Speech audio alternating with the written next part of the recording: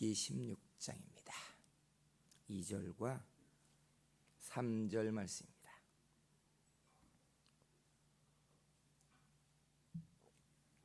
말씀 봉독해 드립니다. 이스라엘 자손 온 회중이 그 광야에서 모세와 아론을 원망하여 이스라엘 자손이 그들에게 이르되 우리가 애굽 땅에서 고기 가마 곁에 앉아 있던 때와 떡을 배불리 먹던 때에 여호와의 손에 죽었더라면 좋았을 것을 너희가 이 광야로 우리를 인도해 내어 이 온 회중이 주려 죽게 하는도다. 아멘.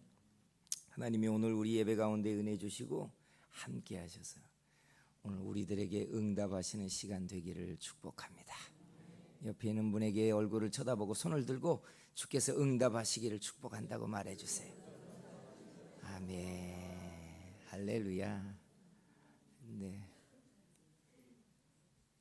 예수 믿으면서 원망해 보셨습니까?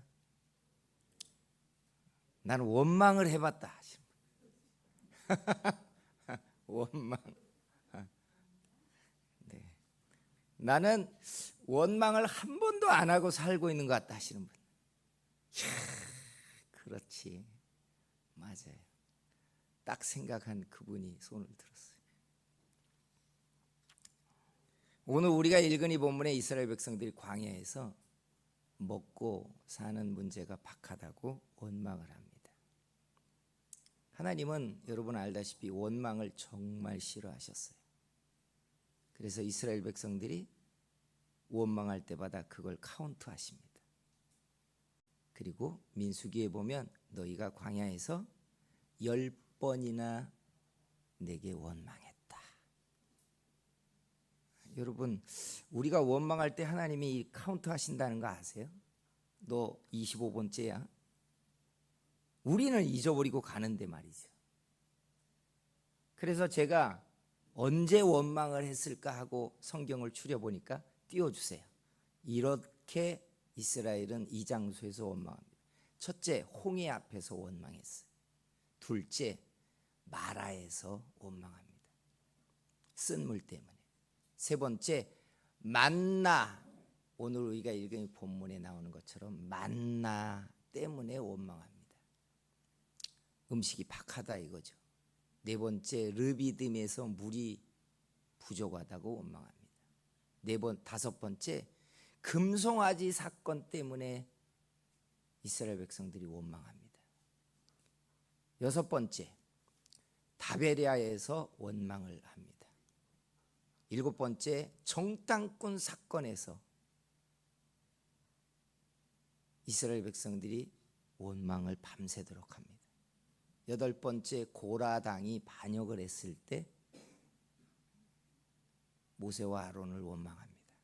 아홉 번째, 가데스에서 또 물이 부족하다고 원망합니다. 열 번째, 이거는 이제 가나안을 앞에 두고 요단강 건너편 미디안 광야인데 거기에서 불뱀 사건으로 인해서 간음하다가 10,000명이 넘게 심판받고 죽을 때 하나님과 모세를 원망합니다.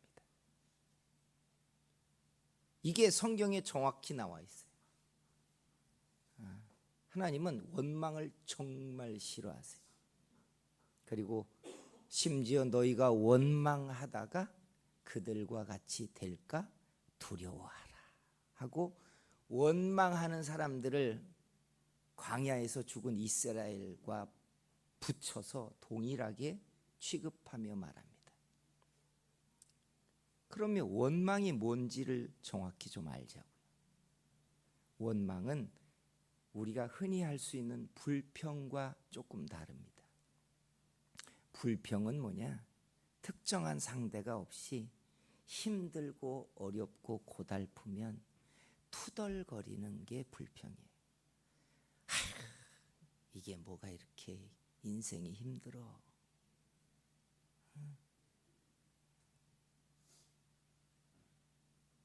사는 것에 대하여 투덜거리는 거, 힘들다고 투덜거리는 거, 이게 불평이에요.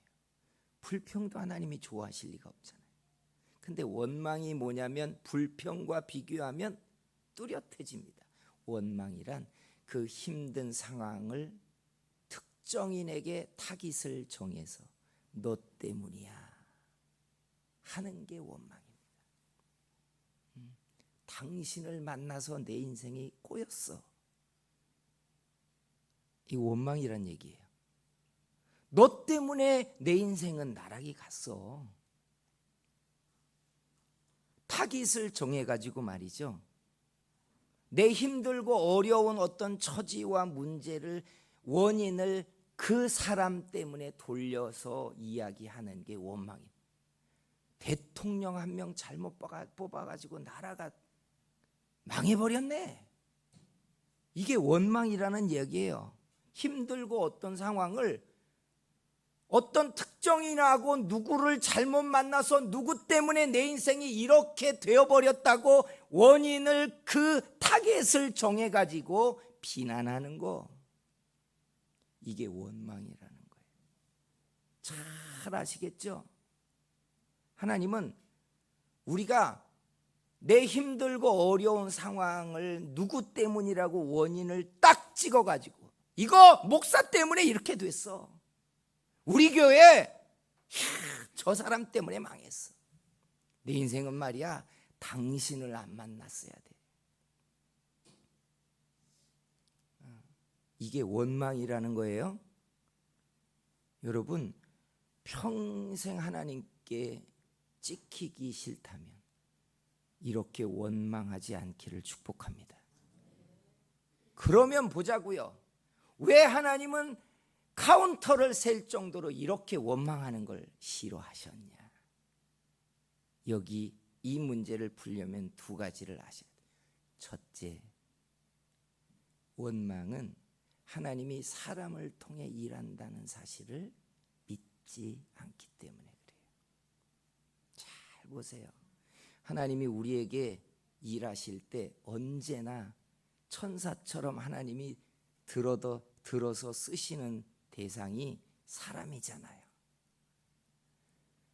제가 사람들이 받는 응답을 보면 자기가 기도를 해서 내게 응답하신다라고 하는 믿음의 확신을 갖는 것 빼고 그 응답이 실질적으로 이루어질 때 거의 100% 그 응답은 사람이 들고 옵니다. 믿으십니까? 난 기도할 때 하나님이 이미 응답했어. 그건 여러분의 영이 하나님의 결제를 확인한 거고요. 그것이 실현되어지는 건 거의 100% 사람의 손을 통해 하나님이 역사합니다. 하나님이 여러분 속에 응답의 좋은 손들과 발들을 많이 붙여주시기를 소원합니다. 그러면 하나님이 응답하시는 축복의 손만 사람을 쓰나요? 아니에요. 성경을 보면 여러분 사람을 징벌할 때도, 사람을 연단할 때도, 사람을 깨트려 낮추기 위하여 사람을 다룰 때도 하나님은 언제나 사람을 사용하십니다. 다윗의 왕조가 이곳에서 불이 끊어지지 않을 것이라고 하면서 그 다음에 한 말이 의미심장한 말씀이, 그러나 너희 후손이 너와 같지 않을 시에 내가 인생 채찍과 인생 막대기로 그들을 다루리라. 사람을 들어 때리겠다는 거예요. 사람을 들어 고생스럽게 하겠다는 거예요. 나쁜 놈들을 막 끌어다가 그들을 짓밟게 하겠다는 거예요. 이게 하나님이 일하는 방식이에요. 그러니까 여러분, 하나님이 나를 상대하고 나를 다루는 언제나 지팡이와 막대기가 누구예요? 사람이에요. 사람이 하나님이 나의 응답의 손들이에요. 이거 잘 아셔야 돼요. 그런데 보세요. 이스라엘 백성들이 원망했다? 모세 때문이야, 아론 때문이야, 하나님 때문에 이렇게 되었습니다라고 이야기할 때 결국 그들의 원망은 하나님이 세워서 그들을 다루거나 인도하거나 그를 낮추거나 그들을 이끌어가고 있는 하나님의 지팡이, 하나님이 세운 사람, 그걸 믿지 않는다는 뜻이에요. 결국 사람을 들어 쓰시는 뒤에 계시는 원 작가인 하나님을 믿는 게 아니라 세워진 무대 앞에 서 있는 극을 맡은 그 사람만 보고 있는 거예요. 이게 참 중요해요.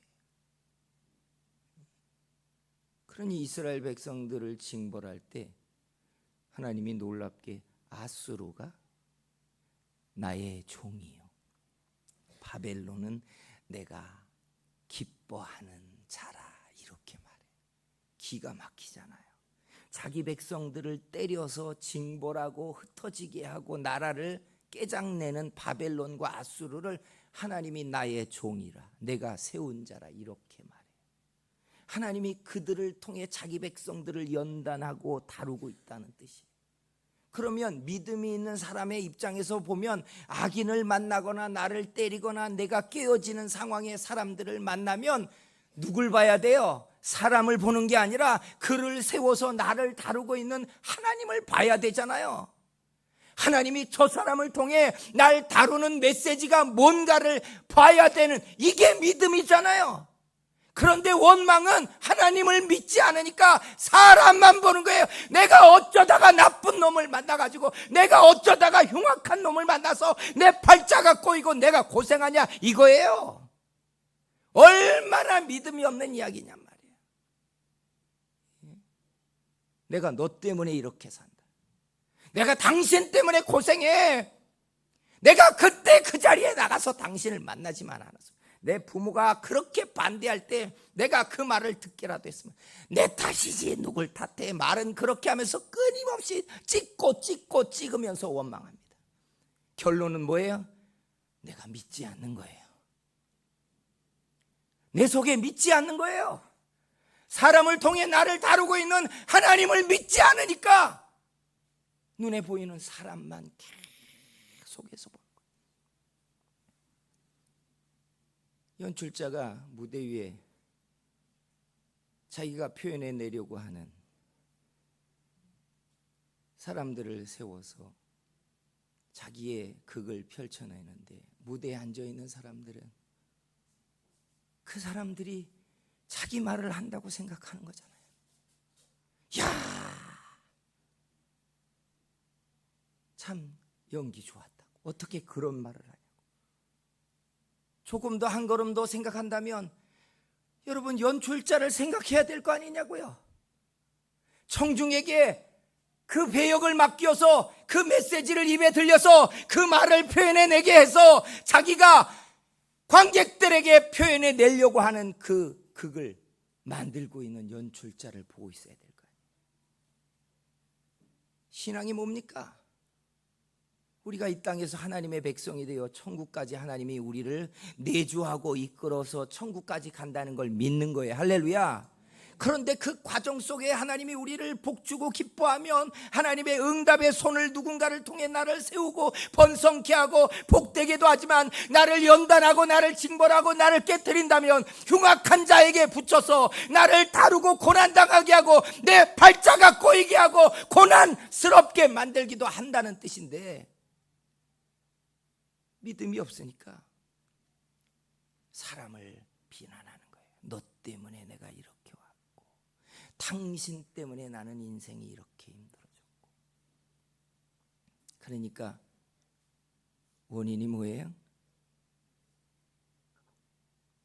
원망하는 그 대상이 아니라 내가 믿음이 없다는 뜻이에요. 믿음 없는 내가 문제인 거예요. 하나님을 믿는 게 아니라 하나님이 쓰시는 사람을 보는 거예요. 성도 여러분, 그래서 하나님이 원망을 그렇게 싫어했어요. 결론은 믿지 않는 거예요. 그들이 하나님을 믿지 않으니까 모세 때문이다, 아론 때문이다, 하나님 때문에 이렇게 됐어요. 그렇게 비난하고 투덜거리다가 결국 믿는 사람들이 들어가는 가나안에 믿음 없는 자기들을 증명해 버리고 말았어요. 성도 여러분, 주께서 주께서 우리를 불쌍히 여겨 주시기를 소원합니다. 그럼 문제가 뭘까요? 입을 틀어막고 힘들고 어려워도 그냥 재봉틀로 입을 꼬맬까요? 저 어렸을 때 침묵 훈련을 하고 하나님 앞에 언어 훈련을 받을 때 입을 틀어막고 다녔어요. 한 달 동안인가 벙어리처럼 말을 한마디도 안 한 적도 있어요. 제자 훈련을 시킬 때 일주일 동안 침묵 훈련을 사람들에게 시키는 프로그램도 강행했어요. 입 밖으로 내는 것이 문제인 줄 알고. 근데 조금 더 들여다보니까 예수님이 사람의 말이 어디에서 나온다고 말하는 줄 아세요? 마음에서 나온대요. 우리가 입 밖에 내는 말들이 내 마음에서 낸다는 거예요. 너희 안에 음란함이 있고 너희 안에 더러움과 흉악한 게 있는데 어떻게 너희가 선한 말을 낼 수 있냐? 그러면 내 마음에는 믿음이 없는데 믿음의 말을 갖고 감사하지 않는데 감사합니다, 감사합니다, 감사합니다라고 하는 건 다 헛짓인가? 아니요. 내 마음과 다른 말을 해도 효과는 있어요. 왜요? 듣는 사람들이 좋아하니까. 효과는 있어요. 근데 이 효과의 두 번째는 문제가 돼요. 뭐죠? 하나님은 응답하지 않는다는 사실. 왜죠? 사무엘서에 딱 찍어서 말합니다. 사람은 뭘 봐요? 외모를 보거니와. 하나님은 뭘 보신대요? 중심을 보신대요. 잘 보세요. 사람들은요, 겉모양과 그가 하는 말들을 보고 평가해줘요. 괜찮다. 저 사람 말 참 잘하네. 덕스럽네. 그런데 하나님은 그 말을 내는 중심을 보신다는 거예요. 마음은 그렇지 않는데 사람 들으라고 좋은 말을 하는 거예요. 내게는 믿음이 없는데 사람 들으라고 할렐루야 하는 겁니다. 정말 믿음이 내 안에 없는데 손바닥을 치면서 믿습니다, 믿습니다, 믿습니다, 믿습니다. 이게 무슨 소용이 있냐고요. 사람이 들으면 야 대단한 믿음인데 이럴지 몰라요. 정작 중요한 건 그 말을 내는 자기의 마음이 그게 없다는 거잖아요. 마음에서 말이 나오는데 결국 원망한 사람들이 원망 때문에 심판을 받은 이유는 그 속에 믿음이 없으니까 결국 자기 믿음 없는 것들이 입 밖에 나온 말이 원망이었던 거예요. 그러니 여러분, 할 수 없어서 입 밖에 그런 말이 나오는 게 아니에요. 그게 사실은 나예요. 힘드니까 그런 말이 나오는 게 아니에요. 사실은 그게 나예요. 못 믿겠습니다. 못하겠습니다. 못해 먹겠습니다. 인간은 의지할 바가 아닙니다. 이런 말들이요, 고달프고 힘드니까 누구나 하는 말 같지만 실은 그게 내 속에 있는 본래 나예요.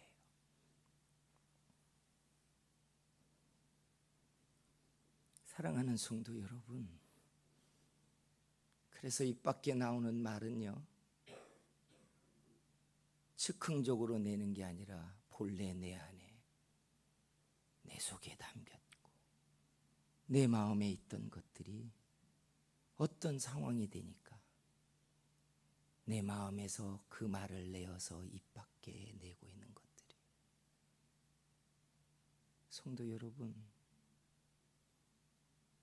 원망이 나온다면 누군가를 비난하고 찍어서 끌어 밟고 있다면 우리는 두려워해야 돼요. 어떤 사람들은 기도하면서 내가 입심이 세고 능력이 있으니까 저 사람을 치고 저주하면 그 말이 효과를 발휘해서 저 사람을 꺾어 놓을 것이다 라는 착각을 해요. 근데 얼마나 하나님을 모르면 그런 사이비적인 생각을 하냐. 그런 말이 입에 나온다는 것 자체가 그게 사실은 나예요. 그게 나인 거예요. 유다서에 보면 모세의 시체를 두고 다툴 때에 천사들이 사탄도 비난하고 저주하지 못했다고 해요. 그 속에서 할 수 없는 거예요.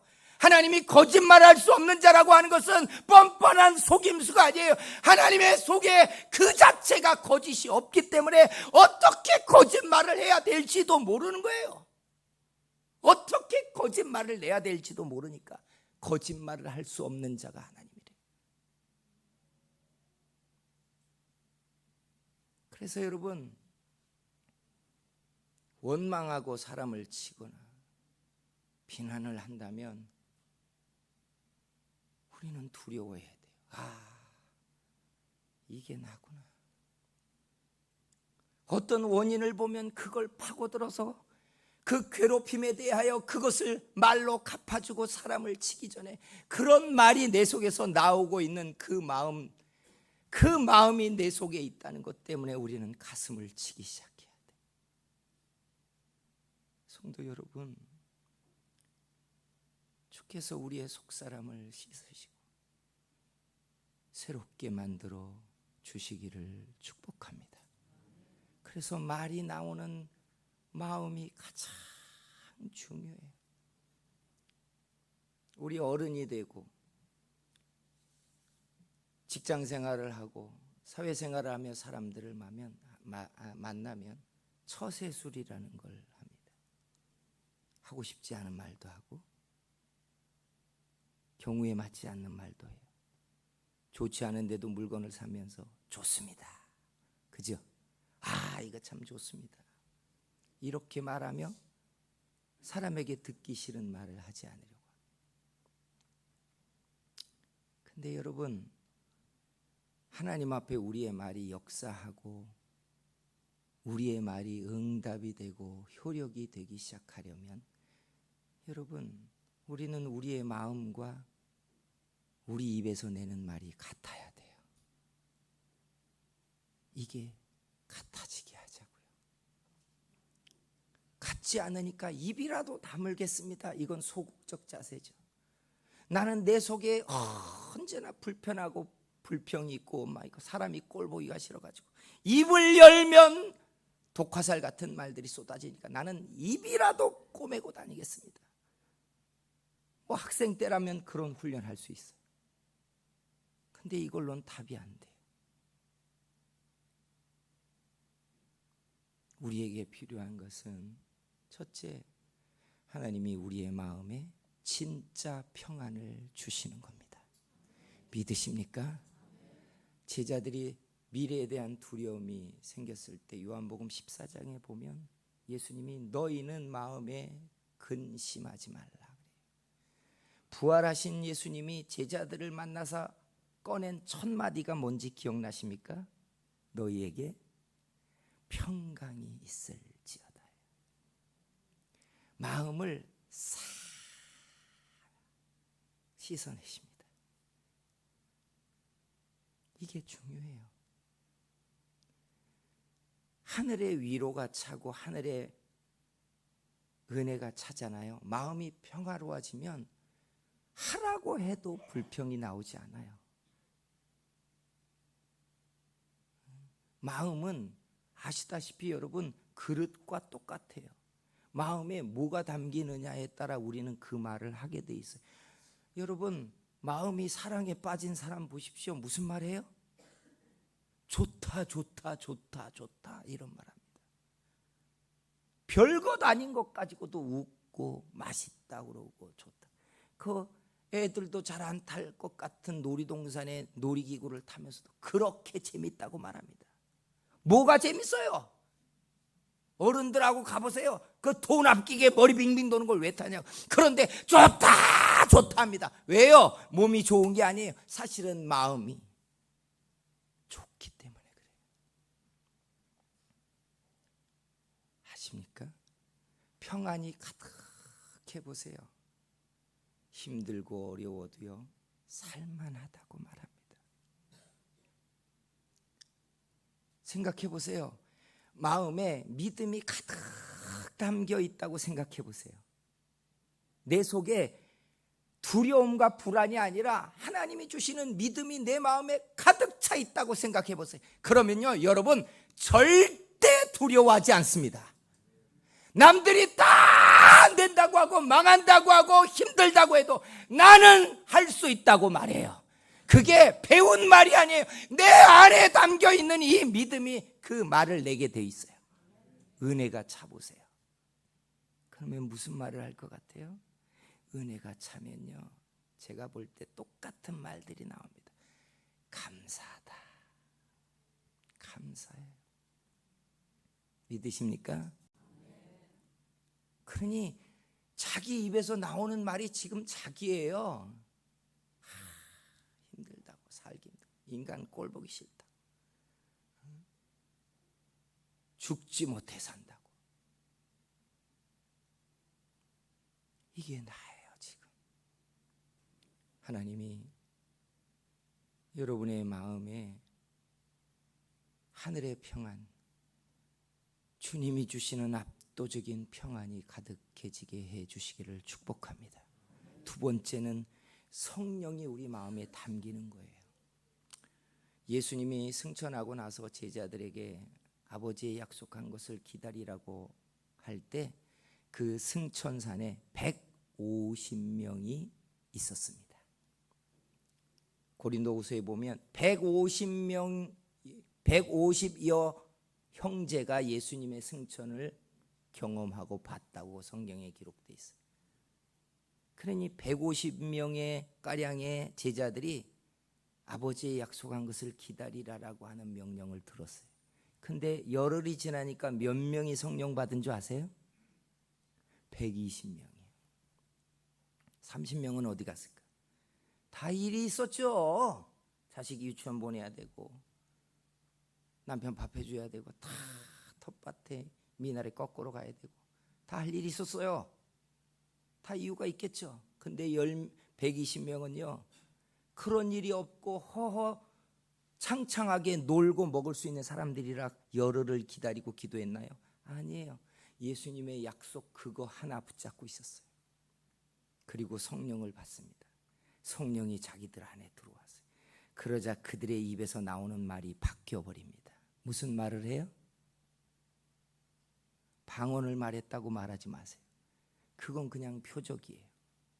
그 방언을 통해 그들이 무슨 말을 해요? 하나님의 큰 일을 말했다고 말해요. 성경은 두려움에 가득 차서 이제 우리 뭐하고 살아야 돼? 김 집사, 당신 뭐 할 거야? 돈 있어? 보험 들어놨어? 연금은 얼마 나와? 이런 얘기하고 있다. 자식 대학 보낼 학자금은 어떻게 돼? 아프기라도 하면 보험 몇 개 들어놨어. 이런 얘기하던 사람들이에요. 다 뭐 우리라고 다르겠어요? 집에 소는 몇 마리 있어? 누가 키워? 밭은 누가 갖고? 이런 얘기하던 사람들이라고요. 그런데 그들에게 성령이 들어와 담기고 나니까 그들의 입에서 쏟아져 나오는 말들이 하나님의 일을 말하기 시작했어요. 하나님의 하시는 일들을 그들이 말하기 시작했어요. 성도 여러분, 원망은요, 불평은요, 비난은요, 세상이 그래서 그 사람이 그렇게 해서가 아니에요. 내 속에 아무 믿음이 없어서예요. 주께서 우리 마음에 평안을 담으시고 성령을 가득 담으시면 내 속에 감사를 말하고 믿음을 말할 줄 믿습니다. 하나님이 하실 일들을 말하고 내가 품고 있는 소망을 이루실 하나님을 찬양하고 있고 밤사에 별것도 아닌 걸 감사하고 입으로만 훈련된 말이 아니라 자기 안에 진짜 하나님의 은혜가 가득해서 그 감사를 말하고 있는 바로 여러분들이 되실 줄 믿습니다. 기도하겠습니다.